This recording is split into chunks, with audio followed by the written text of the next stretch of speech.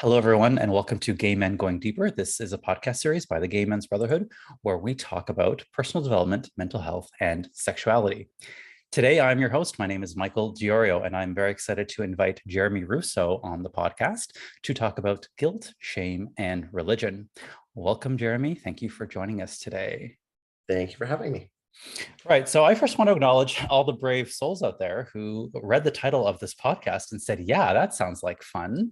Uh, Guilt, shame, and religion. So there's obviously a lot here, but all kidding aside, this is guilt and shame are among the most challenging emotions that we deal with. Everyone deals with this at some point. So kudos to you, viewer, listener, who wants to join us today and has the courage to join us on this one.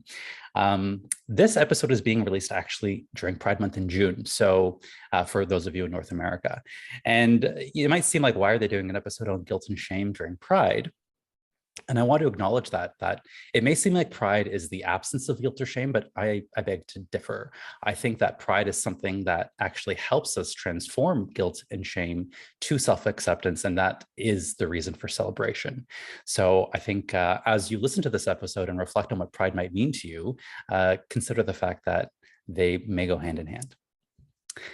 All right, so our goal for today is to actually help unpack some of that guilt, shame, and religion and give you guys tools and resources that will help you facilitate your own journey or help others who might be struggling with this as well. In today's episode, we will take a closer look at guilt and shame and highlight the difference between them. We're going to discuss this in the context of religion and religious trauma. Then we'll talk about the unique impact that has on queer people specifically. And by the end, we'll be giving you guys some tips and resources to help you navigate your way through it. But first, let's get to know our very special guest today. Jeremy, again, welcome to the show. And before we jump in, let's tell the audience a little bit about you and why you wanted to do this topic in particular. So, hi everyone, viewers and listeners. I'm Jeremy, and I was actually a pastor's kid and recovering Baptist. So I grew up in a very ritually religious environment. We were at church every Sunday morning, Sunday evening, Wednesday evening, involved in every outreach thing we could do, every community thing we could do. We were there. Our family was there. That's the way we were raised. It was my life. It was the center of my life. And I think that's not uncommon for a lot of LGBT people, that at some point they grew up in environments, especially if you were raised in the South of, North America. I don't know how it is in Canada, but if you're raised in the South region of the United States, it's an even higher percentage of LGBT people that were raised in religious environments. So once I realized after I came out, I'm like, great, I'm out. This is great. I'm living in my freedom. And then all of a sudden, it comes knocking on the door. Hey, do you remember this? Do you remember this? And all these different components of guilt and shame that would come back to me. And I'm like, oh, I thought this was over. I thought this was gone. And then I realized, oh, there's stuff I need to work through. Like, it's not just I'm out and that's it. I'm free now. I realized that my body was carrying a lot of that trauma.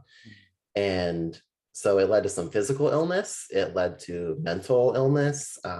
Thankfully, through therapy years later, it's not gone, but I'm managing it. But I really have a heart specifically for people that have been religiously traumatized and spiritually abused, because the work I do is with a community called Emerge. And we're an interfaith open spiritual space where anyone that came from anywhere or has spirituality or faith or not just literally gets together and has conversations around, so where are you at on this? What does it mean to you with your identity, whether you're LGBTQ or a woman that was silenced in your church, or whether you're a person of color that was excluded? No matter what your identity was, how is your spirituality and faith being impacted by that or lack thereof? And let's learn from each other and let's talk about it. So that's what really I want to help people do and offer spaces for them, is to deconstruct those beliefs and to realize where a lot of the root causes of some of these things are coming from, so that we can recognize them, we can be aware of them. And then when we become aware of them, we start an internal dialogue of healing and working towards that acceptance like you're talking about. And it's something I feel like we're constantly working toward. Couldn't agree more. Thank you, Jeremy, for that work. I think it's very important. This isn't the first podcast that we've done on this topic. I did one maybe November called Queer and Christian, where I had several queer men who come from various denominations of Christianity come speak about their experience. So there is definitely a lot. I think there are a lot of people out there who would benefit from the work you do. Absolutely. The community you've built there at Emerge. And I think there's a lot of people who are going to benefit from this, whether or not, I mean, like even if you're not necessarily, if you don't consider yourself religious or spiritual, I think there's a lot here in this podcast that will help. Okay, so I want to start us off today by defining guilt and shame. And what exactly we're talking about when we say those two words. Those are two emotions that get used interchangeably, but they're not exactly the same. So for this, I have enlisted the help of Dr. Brene Brown. Here's her book, Atlas of the Heart, highly recommend it, who has made a career out of researching these and other emotions. So let's start with guilt. Guilt, the focus is on a behavior. So it's I did something bad. It's an action or behavior that we did or maybe didn't do. So we look at something we've done or didn't do, and we know deep down we could have done better. We've fallen short of our own expectations in a way. And in fact, guilt can ignite us to make positive changes in the future if we process it and learn from it.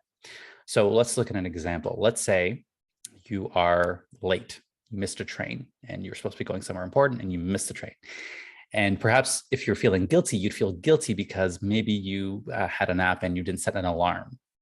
And therefore you're distracted, you slept through it, and now you've missed the train. So that self-talk would be, oh, fuck, having a nap before my train was such a stupid thing to do. Like not setting an alarm was such a stupid thing to do. So again, the focus is on the action. Now let's look at shame. Shame, yeah. Shame, the focus is on the self. So it's I am bad versus something I did was bad. So this is the feeling, and it's a terrible feeling. We all have it. We all have this feeling. It's that feeling of being fundamentally flawed at the very core. It is a belief that we are therefore unworthy of love, belonging, or connection because of our innate flawedness. Is that a word? I'm not sure. And it does not drive positive change. Shame does not drive positive change. Guilt can drive positive change. So looking at that same example, you missed a train, you slept in, you didn't set an alarm. Your self-talk would be instead, I'm so stupid. I'm not reliable. I suck. Like it's very much critical of the self. So in short, guilt is I did something bad, and shame is I am bad. And I also want to acknowledge that these two, guilt and shame, often come with a very healthy, or maybe not so healthy, side of other uncomfortable emotions, such as humiliation, embarrassment, discomfort, awkwardness, pain, anger, frustration, confusion, disappointment. It is a nasty cocktail of negative emotion. So it's very important, I think, to know the difference between them. So when you're checking in with yourself, which we can talk about a bit later, knowing whether it's guilt or shame, or sometimes both, they both coincide. All right, so now that we've got that out of the way, let's talk a little bit about religion and religious trauma. So Jeremy, I'd love it if you could explain to the audience the role religion plays with guilt and shame. And after that, if you could also help us understand what exactly is religious trauma for those people out there who might not be familiar with that term. Yeah, absolutely. So growing up, I would say I was religious. I would consider myself more spiritual now. And for those that are kind of maybe don't have that kind of faith, religion to me, and my definition, is like an organized system where there are beliefs that you hold to, there are things that you do, there are rituals you practice. And typically religion often involves some sort of like gathering of some sort every like a weekly or monthly or whatever. Spirituality, sometimes you still have some of those rituals, you still have some of those practices, but spirituality is more about the experience. It's about feeling it in your body and being aware, to me. And the role that religion played in my spiritual trauma is the inherent beliefs that were in that religion perpetuated a lot in me, but not only that, but the people of power in that religion, by their actions, reinforced those beliefs, and by their words, further perpetuated additional trauma on top of all of that. So it's almost like with a religion, you get a 1-2 punch. It's like, here's the belief that says you're awful and you're unworthy. And also here's all these people that are all doing the same thing. And you can't separate those two when you've grown up in that environment. You think they're one and the same. I am being treated this way because I'm a bad person, because that's what God thinks of me. And I'm getting treated this way by this person because there's something wrong with me.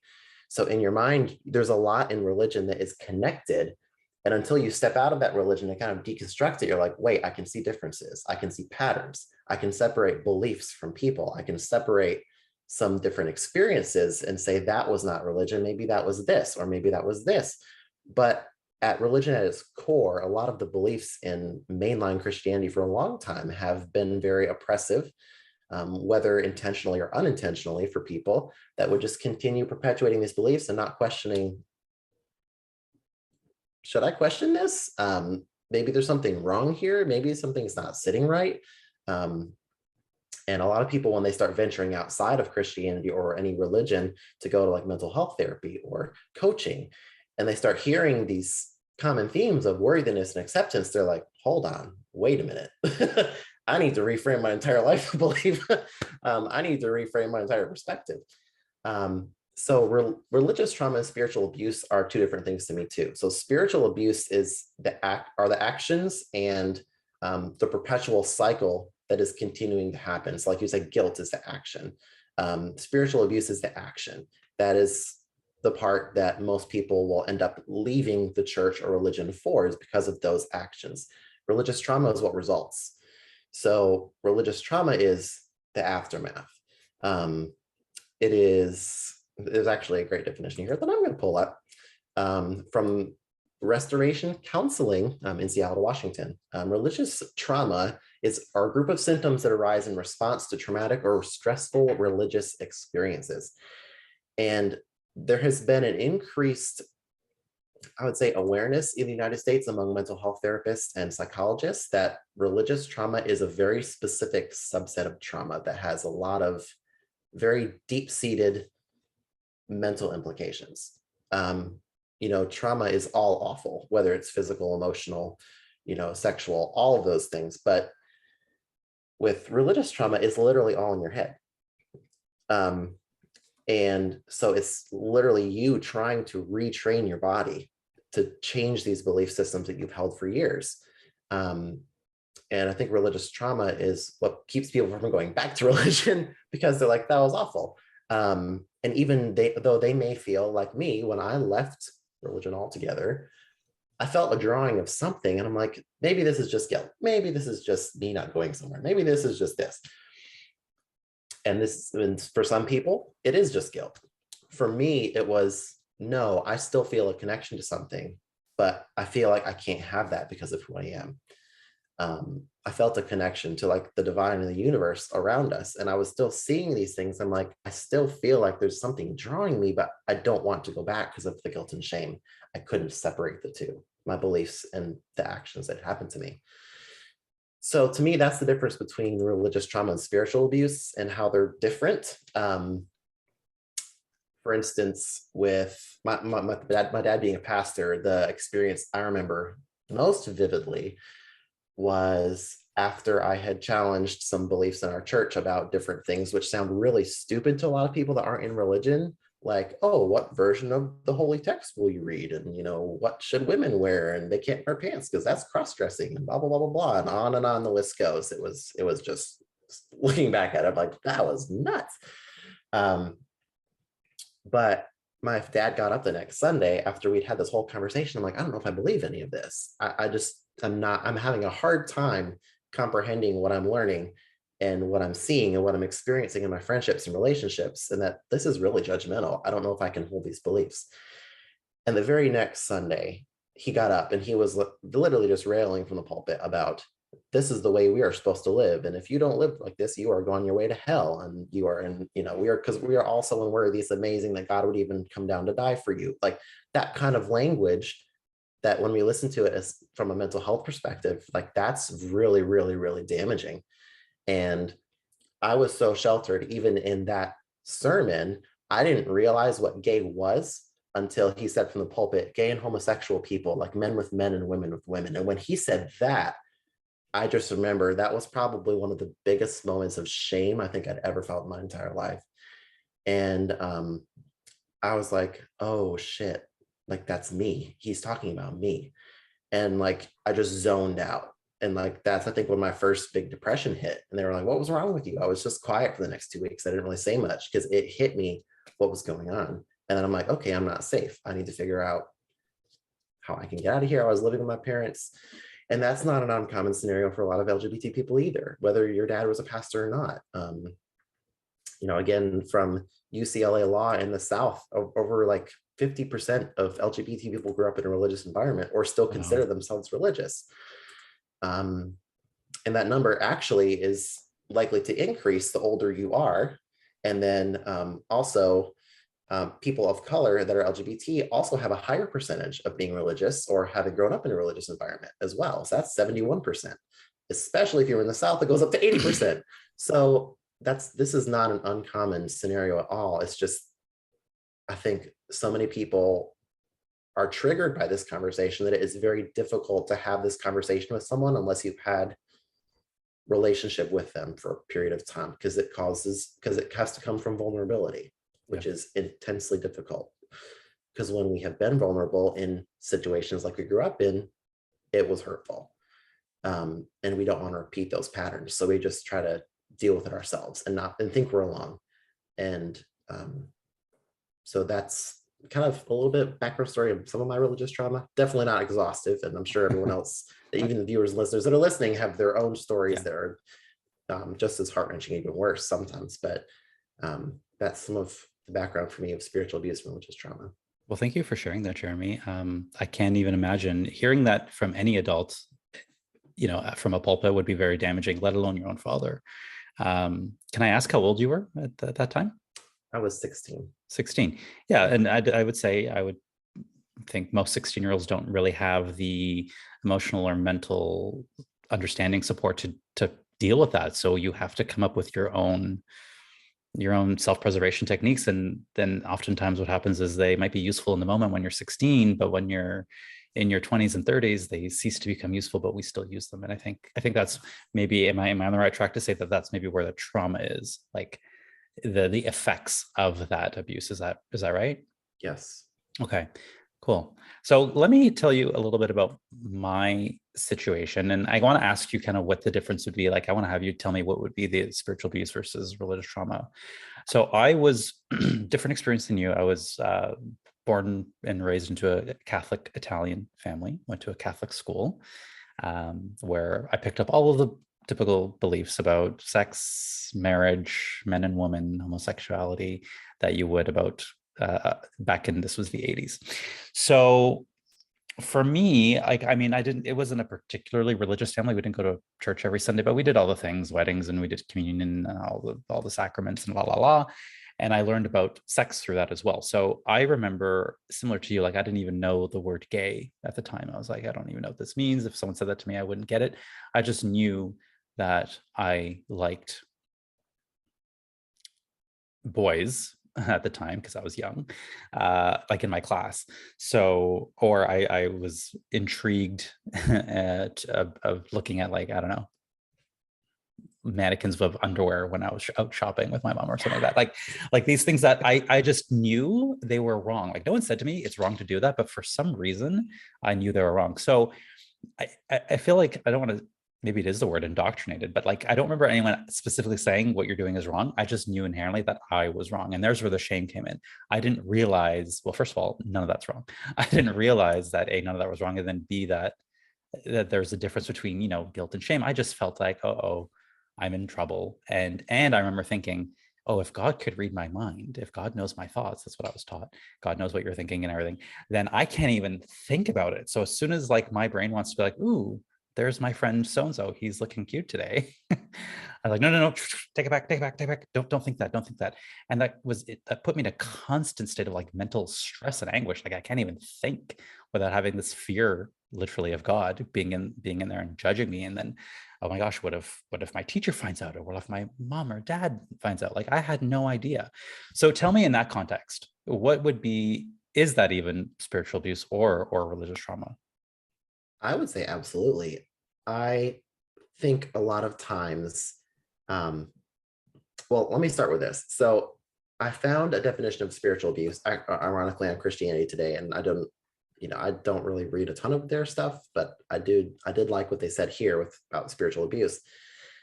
They said spiritual abuse is a form of emotional and psychological abuse. It is characterized by a systemic pattern of coercive and controlling behavior in a religious context. So this can include things like manipulation, enforced accountability, censorship of your decision making, requirements for secrecy and silence, coercion to conform, control through the use of sacred text or teaching, requirement of obedience to the abuser, the suggestion that the abuser has a divine position, isolation as a means of punishment, and superiority and elitism. So that's a mouthful. Yeah. But to go back to what you said, mental control is just as much spiritual abuse as physical abuse is trauma to me. Yeah. It's still sticking to control someone's mind and everything they're thinking in the context and the funnel of religion. To me, that is still spiritual abuse. I don't think we always think of it that way, especially if some of us grew up in environments where it wasn't necessarily as direct as what some of our experiences were. It was kind of indirect, like we don't talk about this, but we'll talk about it in church, so I don't have to have the conversation with you. Like my parents didn't even talk about sex with any of us at all. I found out everything I found out through Google. And so, because they're like, well, if we don't tell them about sex, then they're not going to have any desires. It's like, as a teenager with hormones, like, that doesn't work out. That's it. My biological was like, woo, what's going on? So I think I definitely still consider that spiritual abuse. You know what it is to me? It's using fear tactics and manipulation to keep people in line, and that is bullying, right? At the end of the day.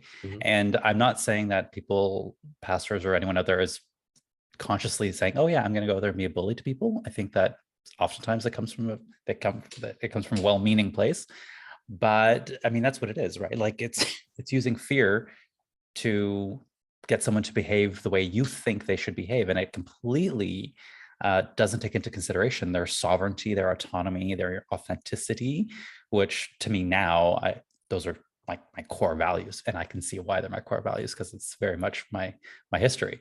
But I want to also acknowledge that there are people out there, and I'm thinking back to the podcast we did about queer and Christian, who do get so much benefit from religion. And you spoke about this a bit at the beginning. There are wonderful things. There's that sense of community.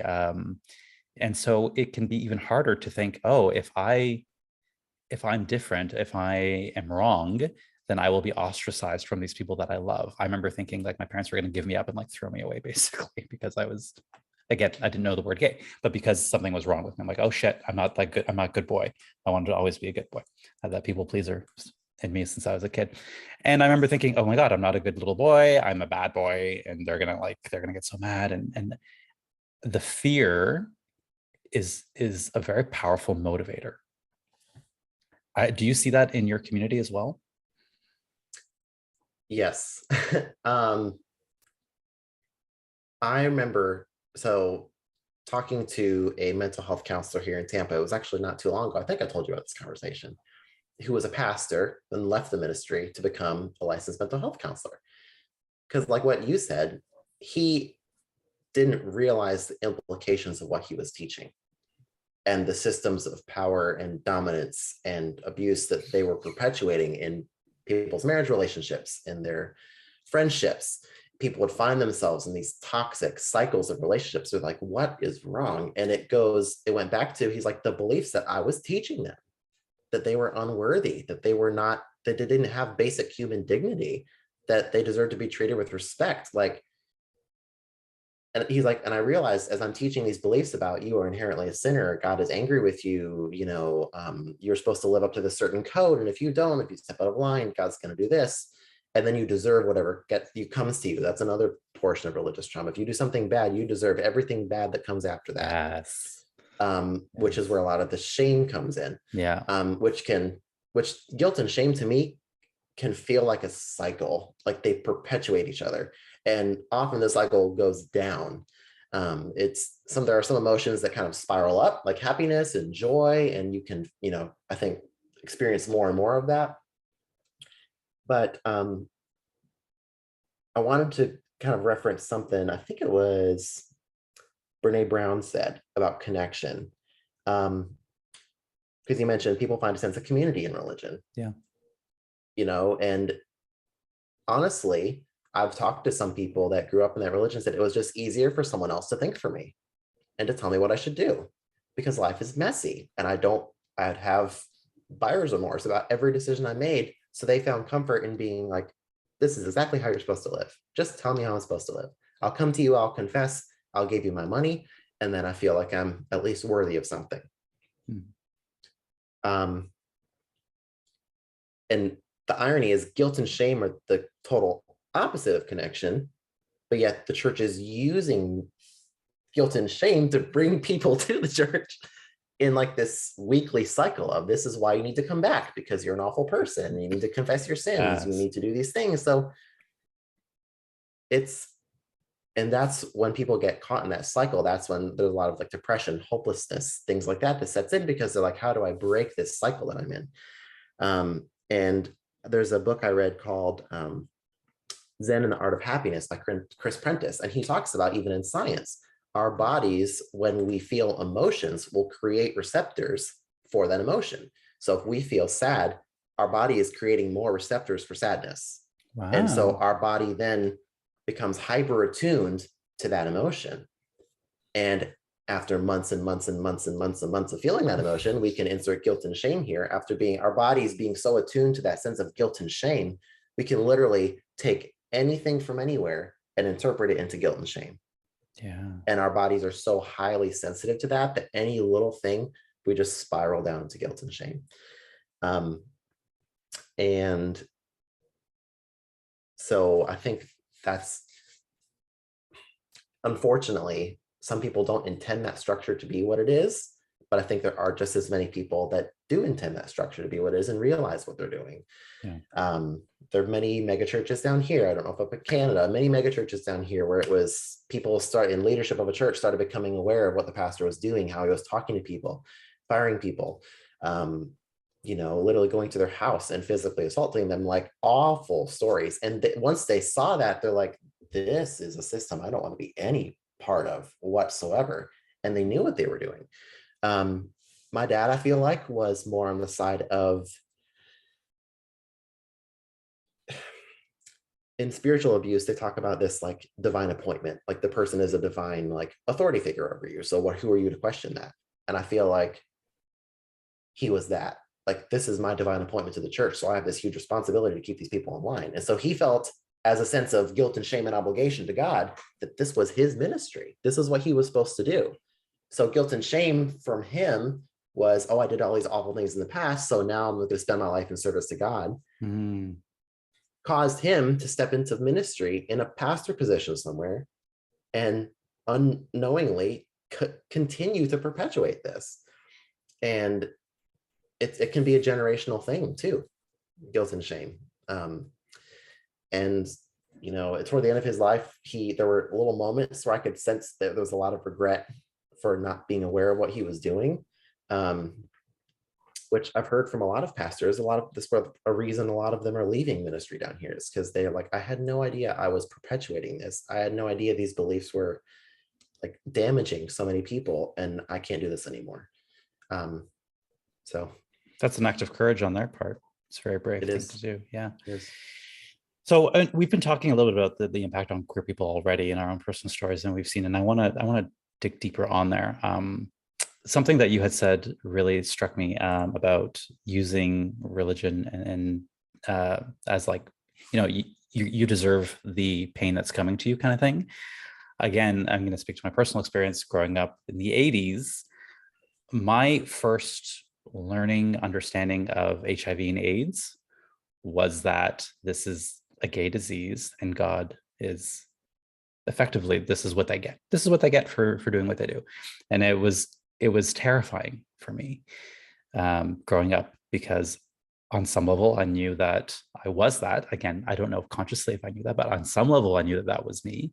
And then therefore now adding on to all of the sort of stress and anxiety I had about being me, on top of that, I was like, oh my gosh, if I act on this, I'm going to die. God will kill me through this disease. Of course, now I know that that's not true at all. But for a kid, I mean, what was I? I was like 10 years old. Like I don't know. But that message is very damaging and completely untrue. And so I think that again, it speaks to the manipulation and fear that religions sometimes use. I don't want to, paint a broad brush. Some religions sometimes use it, and unfortunately for me, that was the case. So it took a lot of work to unlearn all these things. It took a lot of personal work to have courage and coming out and all of it, accepting my homosexuality within myself. So let's then talk about that, the impact of this on queer people specifically, right? Because guilt and shame in religion, it impacts straight people, women, old, young, everything, right? But for queer people specifically, I know you're in this interfaith community. I'm curious to know what impacts you see most often that are fairly universal amongst most religions. Ooh. Yeah.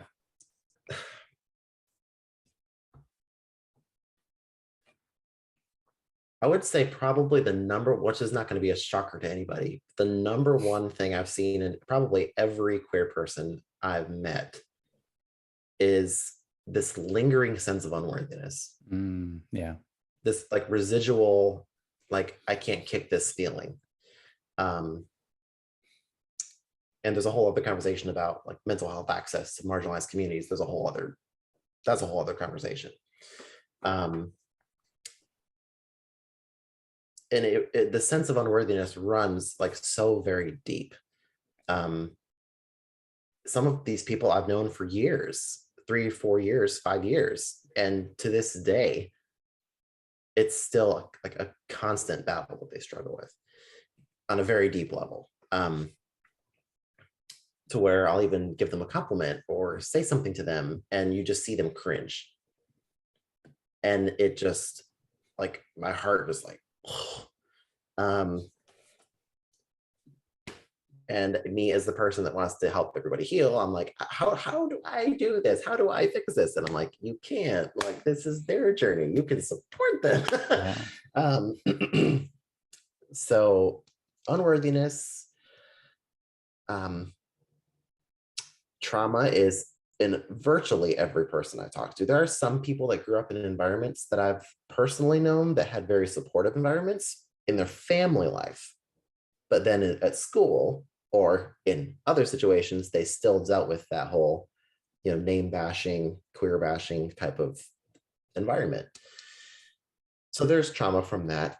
And I think the trauma perpetuates the unworthiness too. And I think the trauma also makes them feel very disempowered. I have no control over what happens to me. Yeah. Which is a core theological belief in a lot of religions. You have no, my dad said we had free will, but then it was always funny because he's like, oh, well, God's doing this for a reason. God's doing this. I'm like, well, don't we have any sort of say in anything? Like, are we just like these helpless little, oh, I don't know, like, are we just these people that things happen to, and we just don't have any sort of power or control over our life to be able to manage it, to manage our emotions, like emotional intelligence? Like, do we have no capacity to do any of this? And whenever I would say that, he's like, well, that's a very humanist perspective. I'm like, that's what mental health and psychologists say we are. Like, so,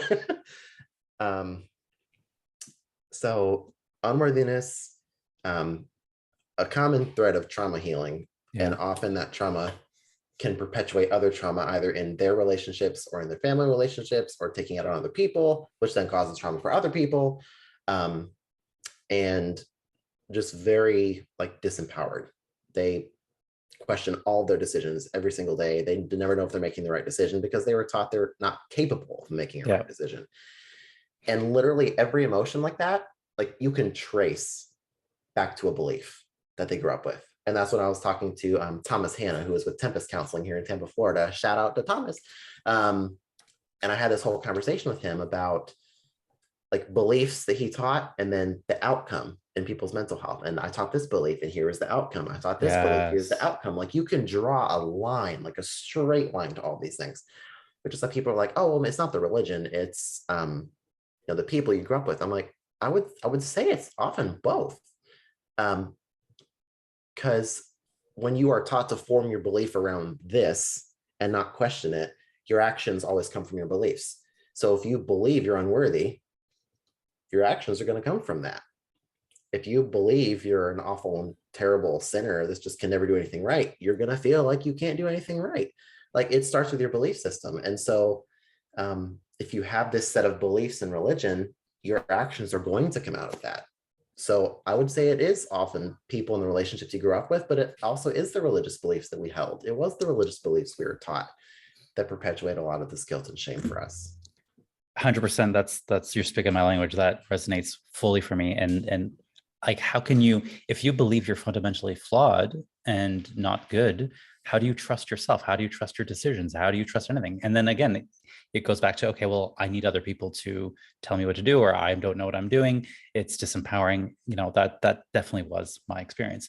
I also want to say my what actually happened, my family didn't was mostly okay with me coming out when I did come out, but the damage was already done in terms of the beliefs I picked up.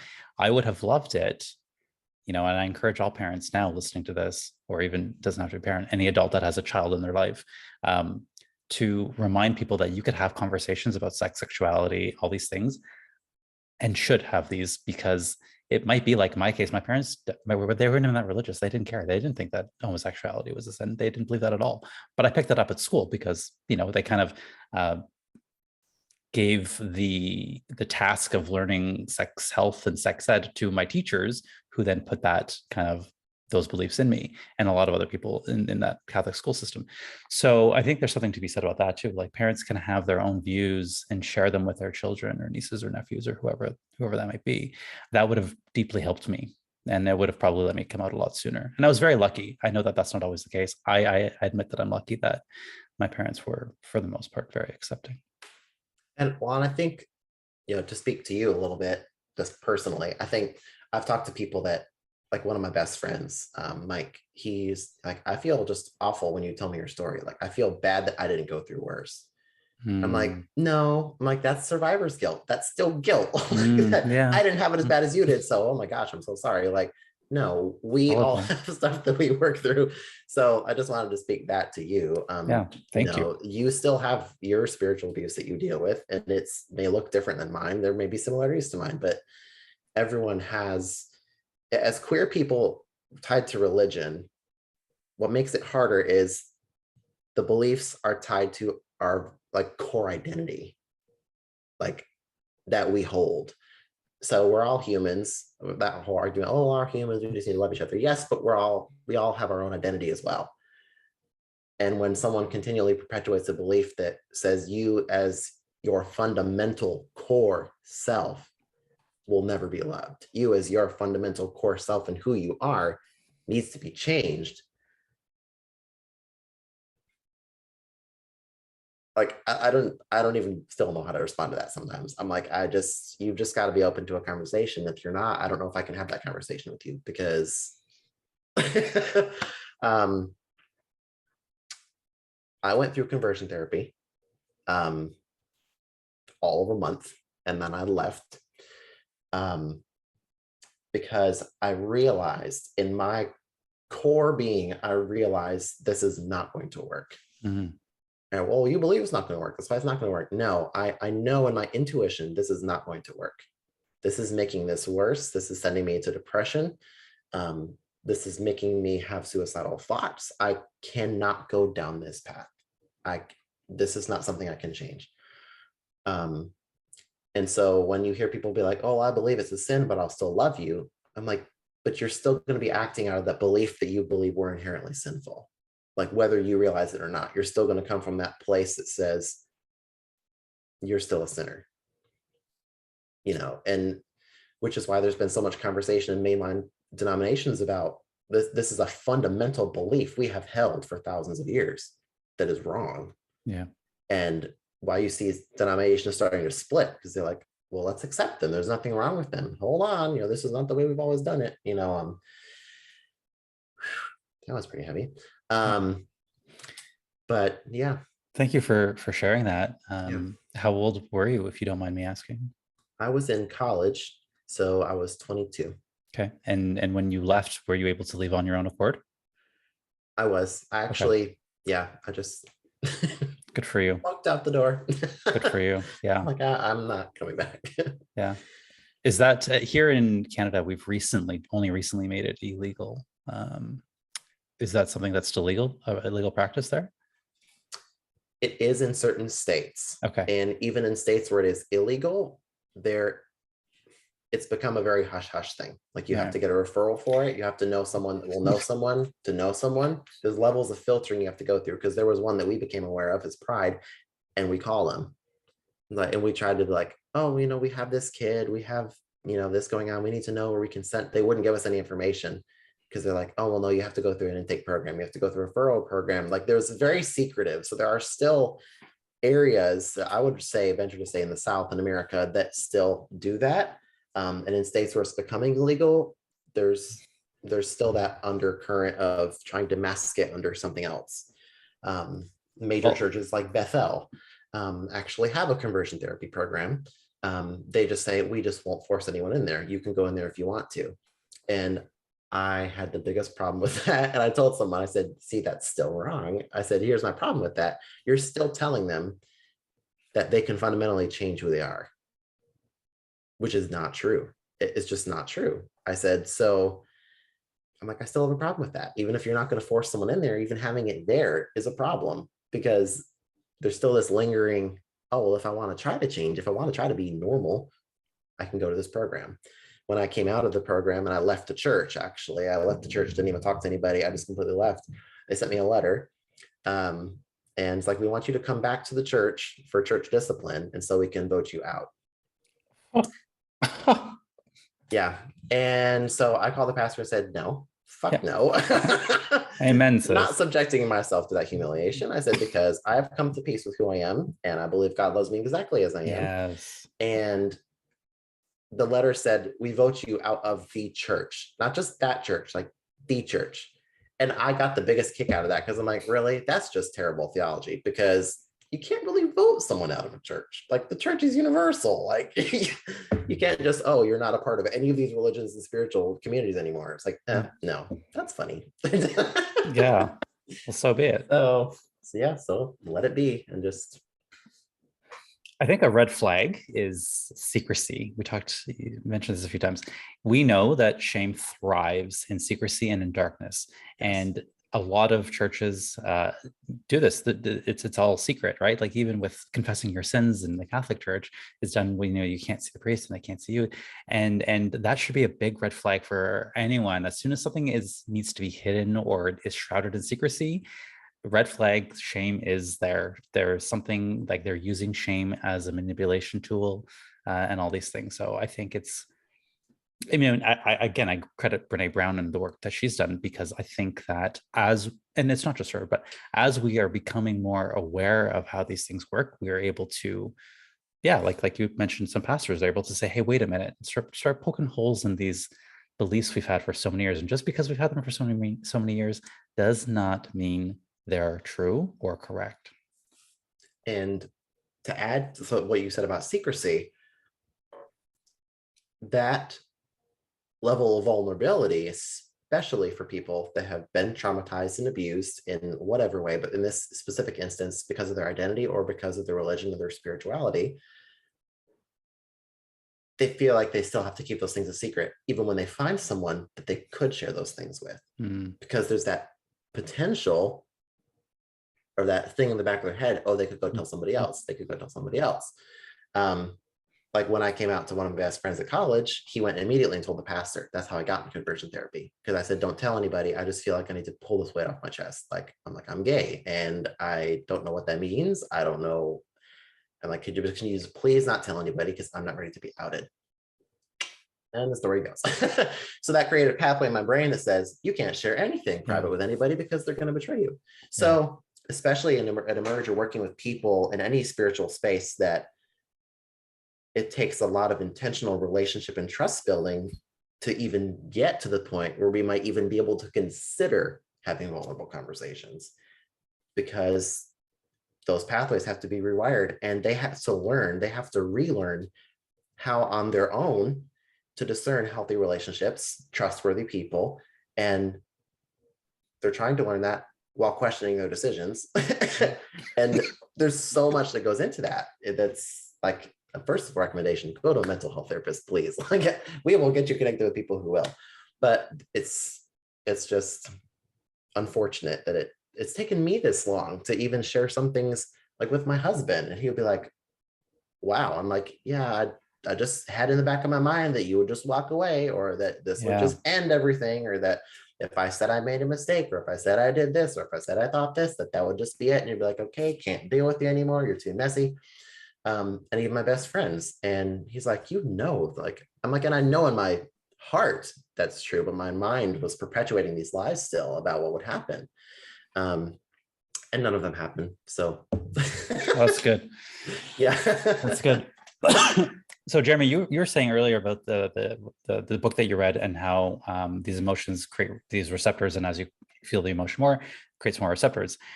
This makes so much sense to me. You just unlocked something within me, because for most of my life, I was in a constant state of fear, and it still comes up for me today. I'm not saying I'm fearless now, but like, that makes so much sense, because on top of all the fear I had of it, like I said, I wasn't even allowing myself to think about things. Fear of rejection, fear of abandonment from my parents, fear of just being who I was, fear of thinking, fear of getting a boner, fear of masturbation, fear of being ostracized, fear of loneliness, fear of not living a good life, fear of dying if I did something with a guy. Like, all of these things created, I think, for me, this man. Like, I grew up to be a man who was just afraid. And did I show that? No. But did I find ways to kind of make my mask so that I didn't appear to be afraid, and maybe I was compensating it in other ways? Yes, absolutely. That I guess is an effect of the trauma, perhaps. But I think it's really interesting to see in my own life how that makes so much sense of why fear has played such a huge role, and still does. Fear still does play a role in everything I do. Fear of, these days, it's more like fear of here showing up on this podcast and talking about this stuff, knowing that there's thousands of people listening, and fear still shows up for me, but it makes sense why it's there. So I just wanted to thank you for kind of shedding that light for me. Absolutely. And one of the huge things that since you just mentioned it, of how this has a huge impact on queer people, is sexuality. Haven't even talked about, we just talked about orientation. We haven't even covered sexuality. Oh yeah, we can cover a different podcast. That's a whole other thing. Yeah. You don't talk about sex. Even if you're straight, you don't talk about sex. You don't talk about what you need, what your sexual needs are. You just don't talk about that. There are, even from the pulpit, certain sexual acts that were forbidden, like oral sex was like sodomy. It was really like this really fucked up, messed up. I'm like, are we really going to just say like all this is, I'm like, oh, this is so terrible.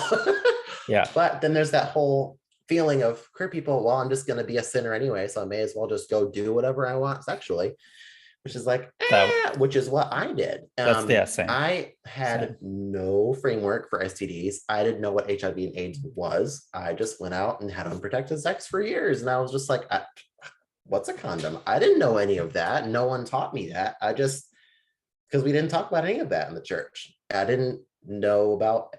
And so when I look back on that day, I'm like, it is a miracle. Like, that's when I'm like, I believe in the higher power, because like, by all sort of unsafe things I would have stepped into, it's a miracle, that like the universe was like looking out for me. But even among the queer community now, it's like talking about it, even like with your friends that you're not sexual with, or talking about things like that, it's just like there's like this reaction, like, oh, we don't talk about that. I'm like, but we need to, like, Absolutely. We need to share these things, so that if something happens, you have someone trusted that you can share this with. Like with secrecy, it thrives in secrecy, guilt and shame. There's that whole other level of people in the kink community and queer people that like, there's this whole shame around, oh, you're just so perverted, you're so awful, I can't believe you're into that. You're acting the same way as what the church did to you. Like, you're perpetuating the same thing. Like, absolutely, you're doing the same thing. But sexuality is oh Lord, I remember for even the first year, I think I would just go have tons of hookups. And every time, I mean, I was doing it intentionally to try to desensitize myself from feeling like it was a bad thing to do.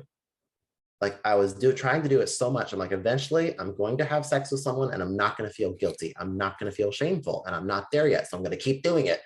And it was an unhealthy mindset, because I'd get back in my car and then go back to college. And of course I'm having panic attacks. Like, I can't believe I did this. And then I'd go like try to play some hymns and read some scripture just to be like, oh my God, get this out of my mind. I can't believe I did this. And then I'd be sitting there bawling in the dorm room. I'm like, oh my God. Because it was the guilt and the shame was so overwhelming every time I did it.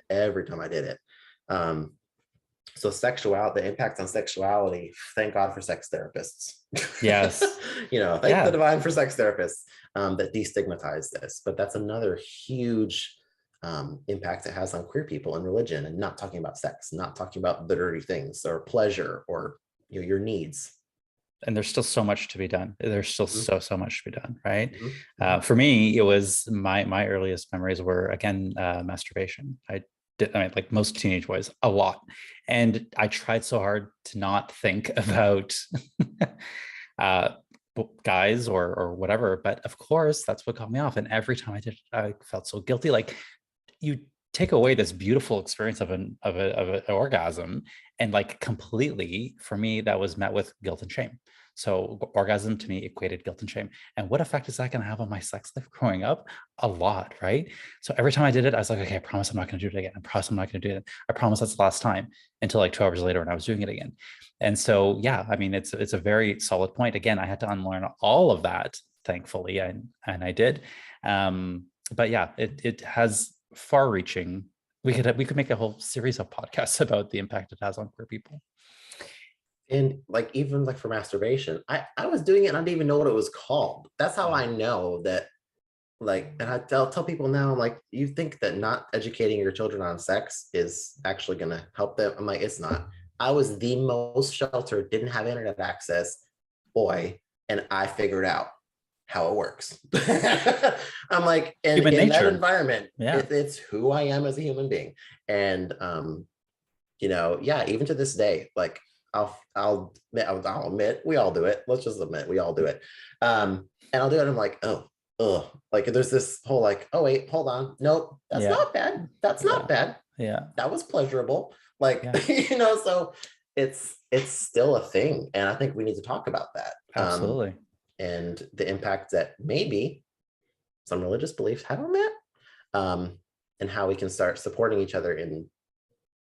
I mean, pleasure is a good thing. Yes, in absolutely. any context, whether it's sexually, like whether you like going and doing something, doing this, going outside, getting outside, being inside, and meditating. Like, pleasure is a good thing. And we were so deprived of it that we feel guilty and shame around taking time to ourselves to feel pleasure of any sort. Yeah, because we don't deserve it, right? That's the subconscious thing. We don't deserve this. It's not for us. It's for people who are good people, who are, who deserve that or who are worthy of that, but that's not true at all. Exactly. Okay, Jeremy. So I want to leave the audience with some tips, resources, even for anyone out there who may be listening and resonates with anything we're saying, or knows someone who might. It's very important, right? There might be listeners and viewers out there who say, this might be helpful for someone else out there, even if it's not for you. So I'll let you speak first. What are some tips? What are some resources that people out there could use? First tip I would say, and I'm going to steal this from my universalist spiritual mother, be gentle with yourself. Yeah. We were raised believing that we had to have all of our shit together all the time. It's just not true. It's just not true. It's not realistic. Give yourself space to, even by yourself, if you're in a relationship. I'm a huge advocate for this. Even if you're in a relationship, give yourself time with yourself to do something you enjoy, whether that's journaling, whether it's watching TV, if this calms you down, or doing yoga or meditating. These spaces can be scary when you fear your mind, because you're like, I don't want to be still, because when I'm still, all this comes to the forefront. And I get that. But what I'm finding is it gets a lot easier once you take the intentional step to take time with yourself, to be gentle with yourself, to give yourself some sort of space. I think you'll find increase awareness. And in that awareness, you'll see some healing and you'll have some, aha, that's where that comes from. That's why I feel that. Second of all, if you can at all get connected with mental health counselors, and don't be afraid to go to a trauma counselor, Jeremy. Because when I did intake for my first therapist, the lady was like, I think we need to place you with a trauma counselor. I'm like, trauma? Me. Like, that's for people that like over there. Like, that's for PTSD. That's for anxiety. That's for depression. Little did I know I had all three. And like when I first went to the first therapist session, he literally just like stopped after I just was sharing my life story and blah, blah, blah, blah. And I'm like, what? He's like, okay, we're just going to sit like for 5 minutes, like right here. And that's when my emotions caught up with what I had said, which is where taking time for yourself comes in. Because often our mind is getting so, it spirals so much that we often don't let ourselves sit to let our emotions catch up with us, which for me is a big trigger for my anxiety. If I don't take time to feel my emotions, my anxiety is like, something's wrong. Something's wrong. You haven't taken time to process something. So don't be afraid, even if you think you've been through this situation, to talk maybe to a trauma therapist, because there are different things that trauma will deeply affect in your body and in your mind. And I think once you go there, you'll realize, like I did, that it was one of the best things that helped me start to heal and lean into that pain and that discomfort and turn it into self-awareness and healing. Yes. I couldn't agree more. I echo all of that. Underline it, highlight it, bold it, say it again. It's fantastic. I couldn't agree more.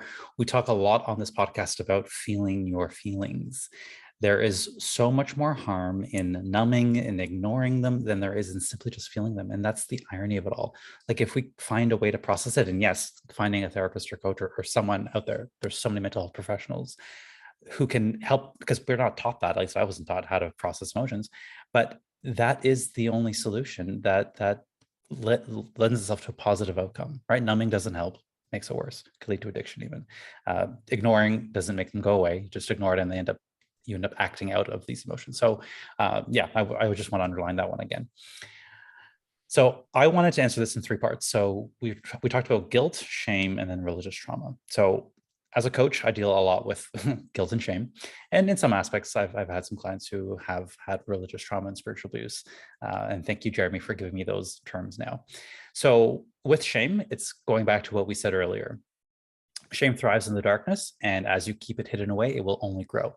So for anyone out there who does experience feelings of shame, again, which is this feeling of deep inadequacy and worthiness, or feeling flawed at the core, reach out and find someone out there who you trust, who has earned the right to hear this, and share it. This could be in a community, and it doesn't mean that you go out there on the first day and like give your entire story, but finding connection in community would help. And I mean, Jeremy, I would imagine your group would be a perfect place for this.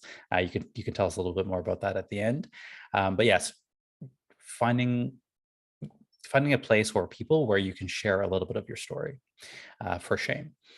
And then when it comes to guilt, for that, it's all about apologizing where necessary, asking for forgiveness, making amends, acknowledging what you've done. Again, not hiding or pushing it away or justifying it, forgiving yourself in many aspects, right? Forgiving yourself for that act. Echoing what Jeremy said about practicing self-compassion, being kind, being gentle, taking the lesson from it. So if you remember guilt, there could be, it is the means you can turn that into a positive behavioral change. It can drive meaningful behavior change in the future if you allow it to. And then when it comes to religious trauma, I mean, this is I'll speak from my personal experience on this one. I would say it took me a very long time, similar to you, Jeremy. I kind of threw Catholicism and any religion just out, just completely shunned it, banned it, didn't want to talk about it. There is no God. I was completely just like, this doesn't exist, none of it. However, as life would have it, I found my way back to spirituality in a very different way. And I didn't know that these two things were similar, but they are actually similar, but very different. So I would say for anyone out there who has had that religious trauma, there may be, and I would argue there is, a lot of benefit in developing your own spiritual practice when you're ready, right? For me, it took years, but eventually I just kind of found my way there. Religion is clearly defined, it is very dogmatic, it has specific rituals and practices, and it answers those questions for you. There's no room for exploration or curiosity. That does not work for me. So I would say spirituality is different in that it's still that connection to a higher power, that connection to more than is you, which I think is something that we all deeply yearn for, whether we believe in it or not. But it's more fluid, and it's something you create on your own terms, on your own time. You know, some people borrow aspects. I absolutely have borrowed aspects of Catholicism or Judaism or Buddhism that work for me. Like there was a time I didn't even like the word God. It would just make me cringe. Now I use it all the time. I speak to God. I pray. I could call it prayer, but I don't, it's not the same prayer that I would have done maybe when I was a kid. It's like I speak to God in my own way, in my own language. I cuss. I say, what the fuck are you doing up there? You know, like whatever that is. But I define my own relationship with it. And I think that you don't necessarily need to throw the baby out with the bathwater when it comes to religion. I think there is something there, and it can be very hard to see it when you're maybe going through it. So that would be my advice. Jeremy, anything else? So anyone that's out there that just heard what he said, I would say for me, when I left Christianity the first time, it was because I saw a dichotomy. I think that's the right word, where I'm like, I can either be gay or I can be Christian. And I know I can't change being gay, so I'm not going to be Christian. Throw it out. Yeah. Same. I found myself more back to like a universalist, kind of like a little bit of everything from everything. And something I'll encourage you if you grow up in a religion or in a spiritual environment.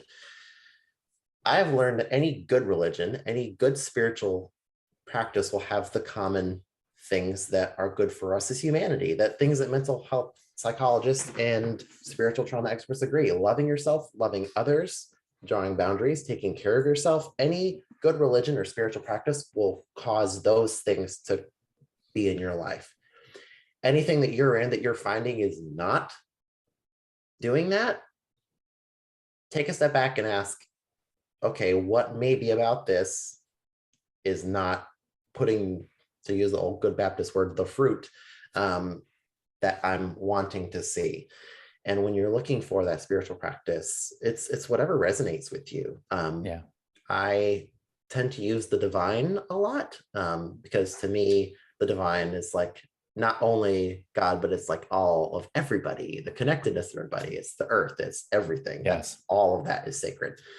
So if you want to come, Emerge has a couple of things going on. We have a spiritual trauma series that is coming out at the end of this year that is going to be interviewing people like us that have gone through these situations, sharing more of our story, sharing how we have deconstructed from some of these things, maybe reconstructed some of these things.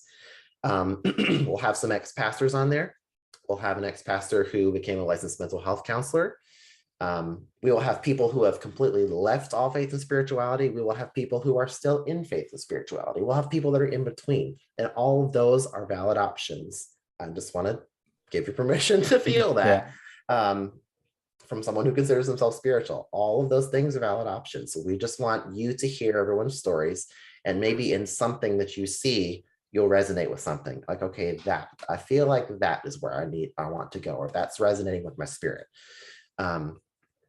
So yeah, that's what I recommend. There are now spiritual communities that are open-minded, that you don't have to believe a certain thing to be there. And I would really encourage you to go to one of those if you feel that longing or that desire. We have Buddhists, agnostics, atheists, people that are Wiccan, which like everything. We have everything here, and we all share our spiritual journeys. And I know I've become a much better person by listening to everyone else. Even if I don't practice that myself, I'll hear something and like, oh, that shifts my perspective on this belief that I have. Or even if I have the same belief, it provides me a different angle on it. And that kind of openness and awareness to different things is, from a trauma survivor perspective, is really scary sometimes. It's not always the most comfortable, fluffy thing you're going to feel.